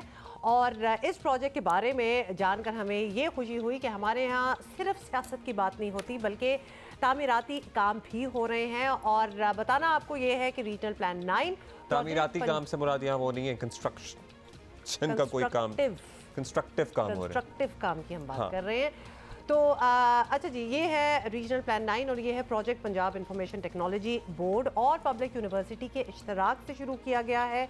और इस मंसूबे के तहत पंजाब के 9 ज़िलाई हेडक्वार्टर्स में इंक्यूबेशन सेंटर्स बनाए गए हैं।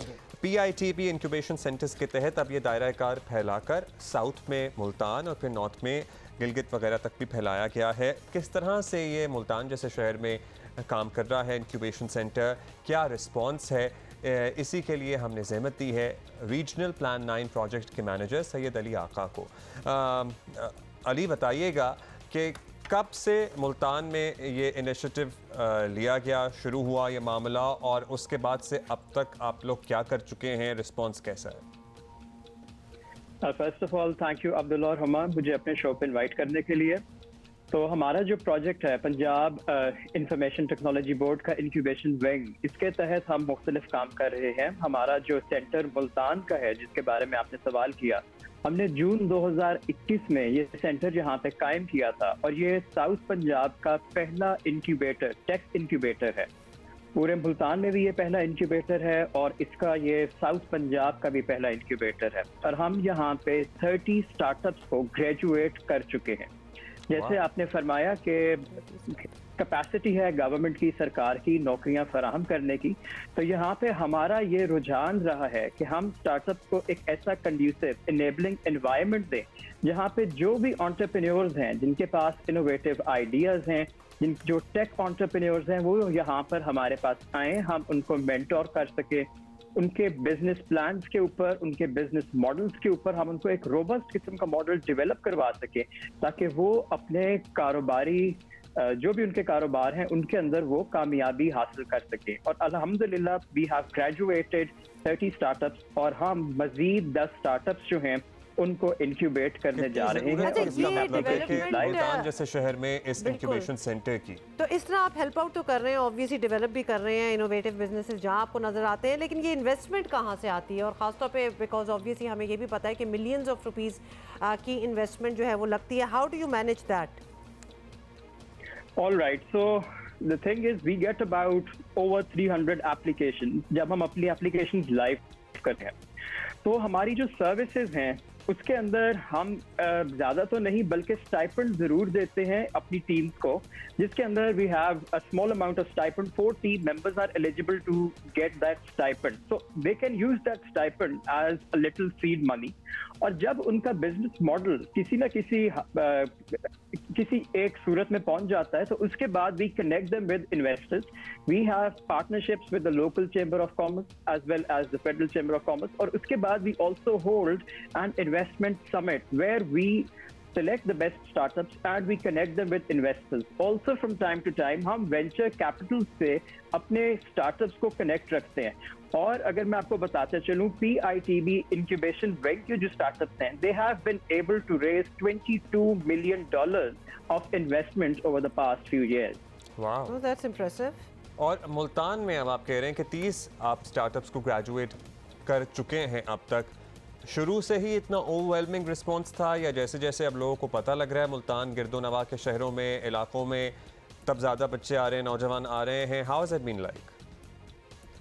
जी, जब हम यहाँ पे आए तो यहाँ पे हमने एक इकोसिस्टम बिल्ड करना स्टार्ट किया और over the time we signed MOUs with different partners, with public sector universities, different organisations that are actually working for skill development. PITB के अपने भी और प्रोजेक्ट्स हैं जैसे कि नेशनल फ्रीलांस ट्रेनिंग प्रोग्राम है, और उसके बाद हमने ये इकोसिस्टम बिल्ड करना स्टार्ट किया है। अब अवेयरनेस भी लोगों में ज्यादा है, एंटरप्रेन्योरशिप की भी ज्यादा है। हम पब्लिक सेक्टर यूनिवर्सिटी के अंदर शुरू करने का एक मकसद ही यही था कि जो पब्लिक सेक्टर के अंदर स्टूडेंट्स हैं उनमें शऊर पैदा हो कि जॉब से हटकर एंटरप्रेन्योरशिप भी एक ऐसा करियर पाथ है जिसके अंदर वो जा सकते हैं। जस्ट फॉर एग्जांपल, आप अगर कोई जॉब लेते हो जो 30-40,000 या 50,000 है और उसकी ग्रोथ जो है ओवर द ईयर 10% होगी, लेकिन अगर आप एंटरप्रेन्योरशिप में आते हो तो मुल्तान का ही अगर मैं एग्जांपल लेता हूँ, एक स्टार्टअप जिसकी शुरू वाले महीने में 0 सेल्स हैं तो वो हमारे पास 6 महीने के बाद 10 लाख मंथली सेल्स पे पहुंच जाता है। दिस इज कोई ऐसा स्टार्टअप है जो हमारे लाहौर के कर सकें which is already functioning, which is already kicked off, started? कोई ऐसा स्टार्टअप जो आपके यहाँ से निकला हो?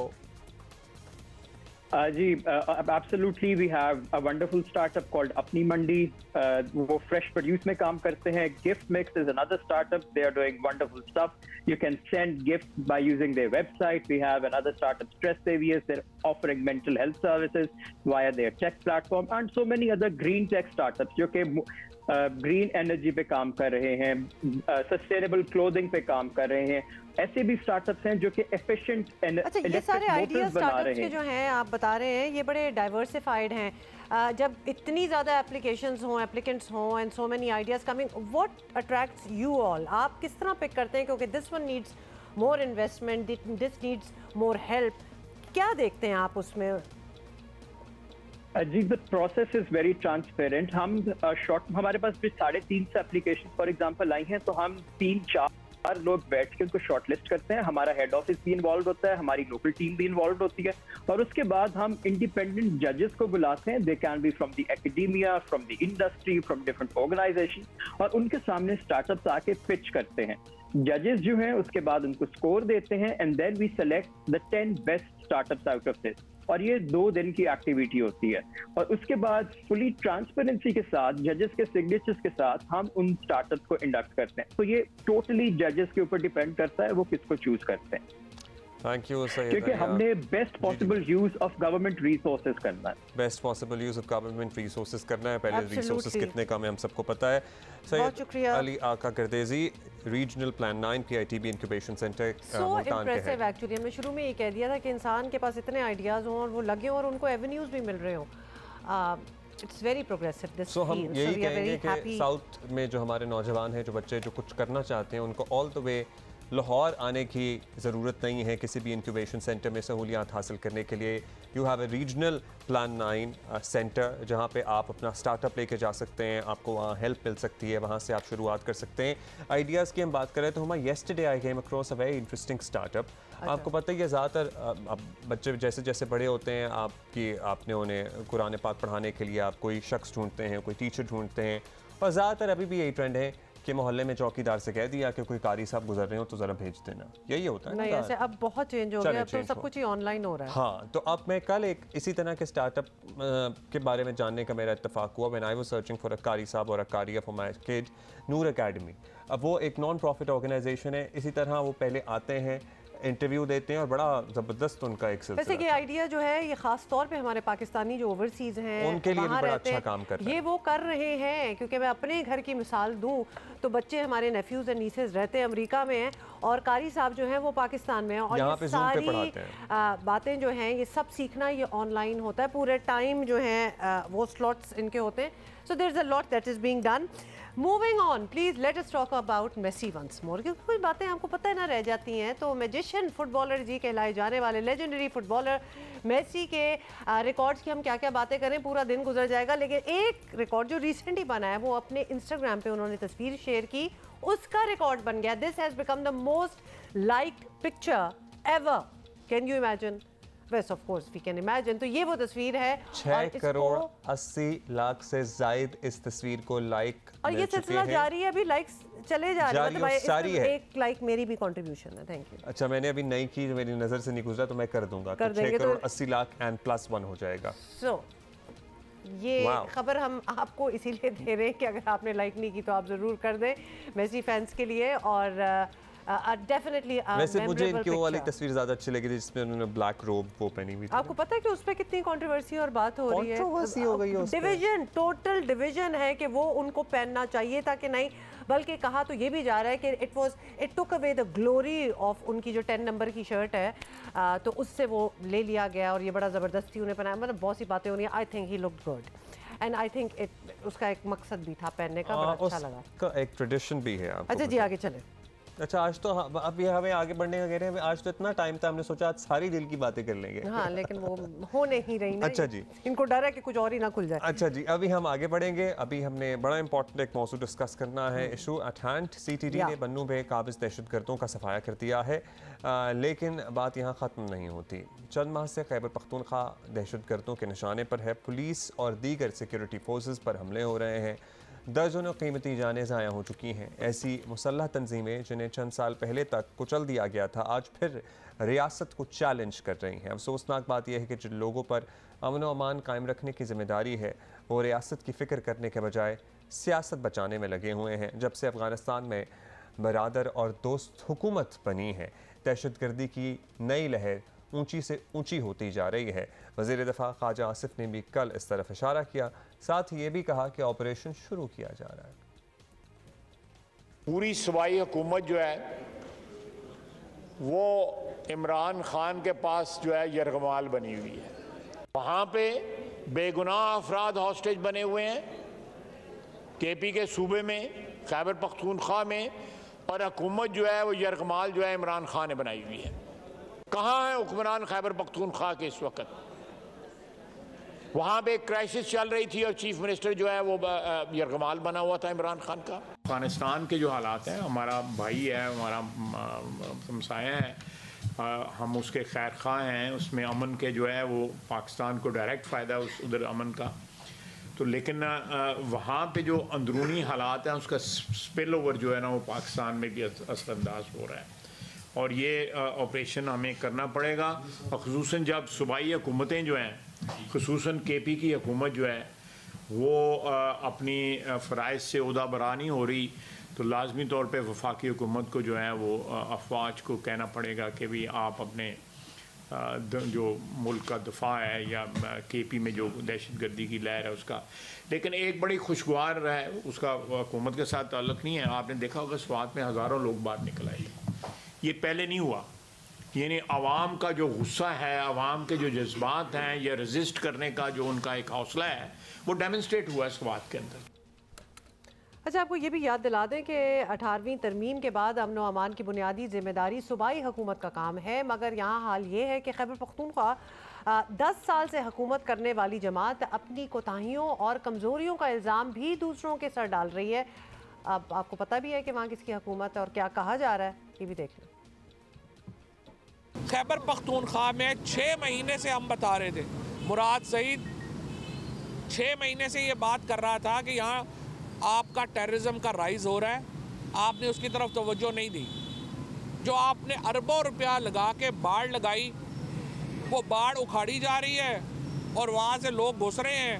हम बता रहे हैं कि वहाँ पे हालात ख़राब हो रहे हैं, आपने उसके ऊपर अमल नहीं किया। बॉर्डर सिक्योरिटी जो है उसका हाल इंतहाई पतला है, और जिसकी वजह से अचानक आज हम देख रहे हैं बन्नू में क्या हो रहा है। जिस तरीके से हमारे जवानों की शहादतें हो रही हैं, जिस तरीके से हमारे पुलिस और लिविस के लोगों की शहादतें हो रही हैं, सिविलियंस की शहादतें हो रही हैं, यूँ लग रहा है कोई मसला ही नहीं है। खैबर पख्तूनख्वा की हुकूमत को वसाइल देने से इनकार कर दिया गया है। 100 इस वक्त 26 अरब रुपया आपने खैबर पख्तूनख्वा हुकूमत का देना था। मईद एरियाज़ में 1 रुपया नहीं दिया गया। सारा टेररिज्म वहाँ पे दोबारा खड़ा हो गया है। आप कह रहे हैं हमारे पास पैसे ही नहीं है। सो आप 6 महीने से बता रहे थे, लेकिन आप लोगों ने गुज़श्ता 10 साल में क्या किया इसके तदारुक के लिए? क्या कोई आपने एंटी टेररिज्म कोई नई फोर्स बनाई, कोई आपने CTT एहलकारों की मरात में इजाफा किया, उन्हें ट्रेनिंग दिलाई? आप लोगों ने क्या किया, ये भी ज़रा जवाब दे दीजिए। सिर्फ बताना तो नहीं होता, कुछ करना भी होता है। अच्छा, एक और DG ISPR का भी आपको मौक़िफ़ सुनाना चाहते हैं बन्नू ऑपरेशन के हवाले से, ज़रा वो भी देख लें, उसके बाद बात करेंगे। किसी भी किस्म का कोई जत्था, कोई दहशतगर्द गिरोह उसकी पनपने की या उसके साथ उसको पाकिस्तान में किसी किस्म की गुंजाइश नहीं दी जा सकती, और जो रिट ऑफ द स्टेट है उसे हर हाल में कायम किया जाएगा। मेजर जनरल अहमद शरीफ की गुफ्तगू आपने सुनी। DG ISPR वो यही कह रहे थे, किसी भी जत्थे को पनपने की इजाज़त नहीं दी जा सकती। सीनियर सहाफ़ी तज्ज़ियाकार सलीम साफ़ी साहब हमारे साथ मौजूद हैं। सलीम साफ़ी साहब, वैसे तो कुछ माह पहले सवात के वाक़यात से अंदाज़ा हुआ था कि हालात बिगड़ रहे हैं और लोग भी किस तरह से रेजिस्टेंस करते हुए बाहर निकले थे, एहतजाज किया था। हालिया दिनों में पख्तूनख्वा में एक के बाद एक वाक़या हो रहा है। दहशतगर्दी की एक नई लहर ये जो बनी है, इसके पीछे कई वजूहात हैं या कुछ है जो आपने आइडेंटिफाई किया? देखिए, असल वजह तो ये है कि हमने इंतहा पसंदी के और दहशतगर्दी के जो बुनियादी अवामिल थे उनको ख़त्म नहीं किया था, बल्कि मिलिट्री ऑपरेशंस के ज़रिए वक्ती तौर पर इस मसले को दबा दिया था। कुछ तालिबान क़यादत ड्रोन हमलों के नतीजे में वो दुनिया से चली गई थी और कुछ अफ़गानिस्तान शिफ्ट हो गए थे।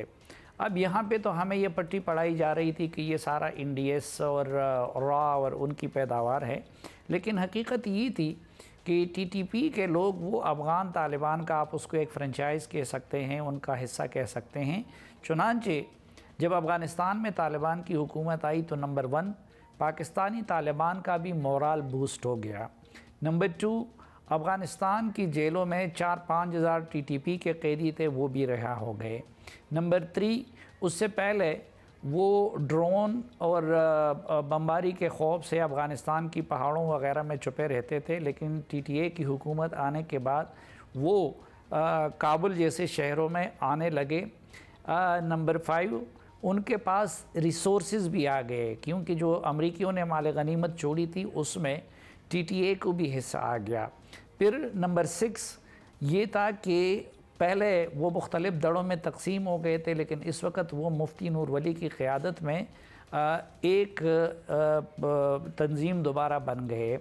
और फिर एक और फैक्टर ये था कि उसके बाद होना ये चाहिए था कि पाकिस्तानी हुकूमत इस सिलसिले में जो भी बात थी या मुफाहमत की कोशिश थी वो अफ़गान तालिबान की हुकूमत के ज़रिए करती, लेकिन हमारी वफाकी हुकूमत की बजाय खैबर पख्तूनख्वा की हुकूमत को आगे करके TTP के साथ आलानिया मुज़ाकरात किए गए और जिससे उनकी और भी मोरल बूस्टिंग हुई, और फिर उनके साथ ऐसे वादे किए गए जो कि पूरा करना मुमकिन नहीं था पाकिस्तानी रियासत के लिए। चुनांचे इन सब अवामिल ने मिल के TTP को ये दोबारा एक नया जन्म दे दिया। और हकीकत ये कि पिछले पूरे साल से उनकी खैबर पख्तूनख्वा में कार्रवाइयाँ जारी थी, लेकिन मीडिया की उसकी तरफ तवज्जो नहीं थी, क्योंकि यहाँ पे हम जो है असम्बली तोड़ी गई है, इमरान खान ये कर रहे हैं, फ़लाँ ये कर रहा है, असम्बली आ रही है, परवेज़ इलाही ये कर रहे हैं, हम इसी खेल में मसरूफ़ रहे और उसकी कवरेज करते रहे। लेकिन खैबर पख्तूनख्वा में कोई दिन ऐसा नहीं गुज़रता कई महीनों से कि रोज़ाना 3-4 कार्रवाइयाँ ना हो रही हों और सिक्योरिटी फोर्सेस और पुलिस के 4-5 लोग वो अपनी जान ना गंवा रहे हों। अच्छा, सारी रिस्पॉन्सिबिलिटी खैबर पख्तूनख्वा हुकूमत पे तो नहीं डाली जा सकती, ऑब्वियसली मरकज़ी हुकूमत का भी कोई कैरेक्टर होना चाहिए। उन्होंने भी लगता है कि फोकस पूरा इस पे दिया नहीं। वफाकी हुकूमत की तरजीहात भी गलत हैं, वफाकी हुकूमत को भी कोई दिलचस्पी नहीं है। वफाकी हुकूमत भी पीपल्स पार्टी को सिर्फ सिंध से दिलचस्पी है और मुस्लिम लीग नून को सिर्फ पंजाब से दिलचस्पी है। उसकी एक मिसाल आप ये ले लें कि पंजाब में गवर्नर की तैनाती के लिए क्या कुछ पापड़ नहीं बेले गए, लेकिन खैबर पख्तूनख्वा में गवर्नर की तैनाती में कई महीने की ताख़ीर की गई, वो भी फिर मेरिट की खिलाफ वर्जी करते हुए वो JUI को दे दिया गया। और वहाँ पे ऐसी सूरत हाल है कि गवर्नर ग़ुलाम अली, वो उनके क्राइटेरिया सिर्फ ये है कि वो मौलाना साहब के अज़ीज़ हैं, दूसरी तरफ उनके बेटे वो पेशावर के मेयर हैं। वो सूरत हाल बन गई है कि जो पंजाब में मियां शहबाज शरीफ और हमजा शहबाज शरीफ साहब के ज़रिए बनी थी। दूसरा, इस वक्त उस रीजन को दो मसलों का सामना है, एक फाटा मर्जर का मामला था और दूसरा TTP का था, और इन दोनों मामलात पे JUI बिल्कुल उसकी पॉलिसियाँ भी उसी तरह कन्फ्यूजन की शिकार हैं जिस तरह PTI की पॉलिसियाँ कन्फ्यूजन की शिकार हैं।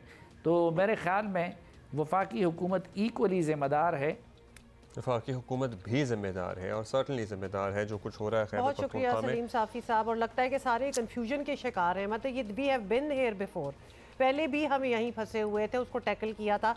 अब तक तो हमें बड़ा क्लियर हो जाना चाहिए था, बड़ा क्लियर हो जाना चाहिए था कि इसको किस तरह हैंडल करना है। बाय द वे, अफगानिस्तान में आपको पता है ना कि यूनिवर्सिटी में किसी भी किस्म की ख़वातीन की तालीम पर पाबंदी लगा दी गई है। I can not even imagine कि वहाँ कोई आला यूनिवर्सिटी में आला तालीम होती है, लेकिन ये एक रियलिटी है उनकी और इट इज़ नॉट चेंजिंग। कुछ देर के लिए चेंज भी हुआ था, वापस they are back to ground zero. Figure से हम कल मिलेंगे।